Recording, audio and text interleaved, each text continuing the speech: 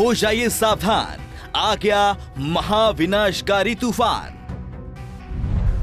बवंडर का danger, super power America का सरेंडर। अब तक 21 लोगों की मौत, अमेरिका में तबाही वाली पिक्चर।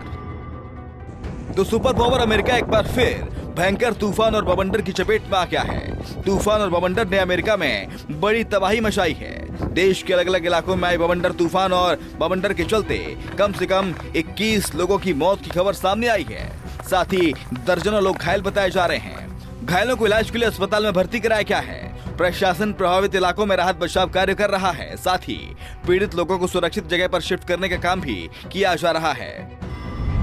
तूफान के चलते सेंट्रल अमेरिका में करीब 3 लाख घरों में बिजली गुल हो गई है। वहीं अमेरिका के शहर अरकानसास की बात की जाए तो यहाँ अब तक 5 लोगों की मौत हो चुकी है और करीब 30 लोगों के घायल होने की खबर सामने आ रही है। जिसके बाद अरकानसास में इमरजेंसी घोषित कर दी गई है। करीब 65,000 लोगों के घरों में बिजली सप्लाई बंद हो गई है।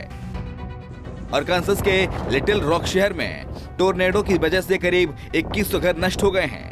वहीं इलिनॉयस में तूफान की वजह से एक कंसर्ट की छत गिर गई, जिसमें हादसे में एक व्यक्ति की मौत हो गई। 28 लोग घायल हुए हैं। वहीं इस मामले में राष्ट्रपति जो बाइडेन ने भी जल्द से जल्द मदद का भरोसा दिया है। रिपोर्ट के मुताबिक अलग अलग जगहों पर 60 से अधिक बवंडर का अलर्ट जारी किया गया है। बता दें कि कुछ दिनों पहले अमेरिका के दक्षिण पूर्वी राज्य मिसिसिपी शहर में भी विनाशकारी बवंडर और तेज तूफान ने जमकर तबाही मचाई थी, जिससे कई मकान गिर गए थे और जिसके चलते कम से कम 26 लोगों की मौत हुई थी। दर्जनों लोग इस विनाशकारी बवंडर से घायल हुए थे। तूफान की रफ्तार 160 किलोमीटर प्रति घंटा थी, जिसमें कम से कम 4 लोग लापता भी हुए थे। जिसके बाद अमेरिकी राष्ट्रपति जो बाइडेन मिसिसिपी पहुंचे थे, जहां उन्होंने वहां के लोगों से मुलाकात की थी। इस भयंकर तूफान और बवंडर में कई घर क्षतिग्रस्त हो गए, कारें पलट गईं, बिजली की लाइनें उखड़ गईं और पेड़ जमीन से उखड़ गए। जिससे आप अंदाजा लगा सकते हैं कि तूफान किस प्रकार से वहां उत्पात मचा रहा होगा और इसकी स्पीड कितनी ज्यादा होगी। वहीं दिसंबर 2021 में केंटकी में बवंडर ने लगभग 80 लोगों की जान ले ली थी। इस विनाशकारी भूकंप से पहले 100 किलोमीटर प्रति घंटे की रफ्तार से तूफानी हवा चलने का अनुमान जताया गया था। बवंडर आना सुपर पावर अमेरिका में सामान्य घटनाक्रम है।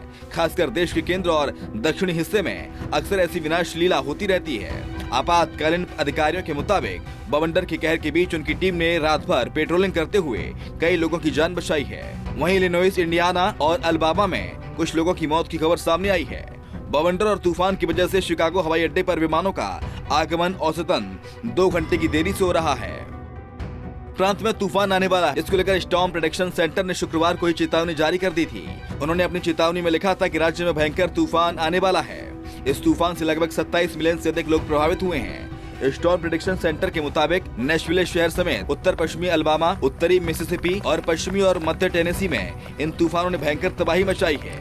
यहाँ के कई लोगों की जिंदगी मलबे में तब्दील हो गई है। मकान जमींदोज हो गए, बिजली का कनेक्शन टूट गया, कुछ लोग लापता हो गए जिनकी तलाश जारी है। आखिर में सवाल यही, क्या अमेरिका सरकार इस तूफान को लेकर पहले से अलर्ट नहीं थी? क्योंकि स्टॉर्म प्रेडिक्शन सेंटर ने पहले से इस भयंकर त्रासदी की चेतावनी दे दी थी। अगर सरकार इस तबाही को लेकर पहले से अलर्ट मोड पर रहती तो शायद जितने लोगों की मौत हुई वो लोग नहीं मरते।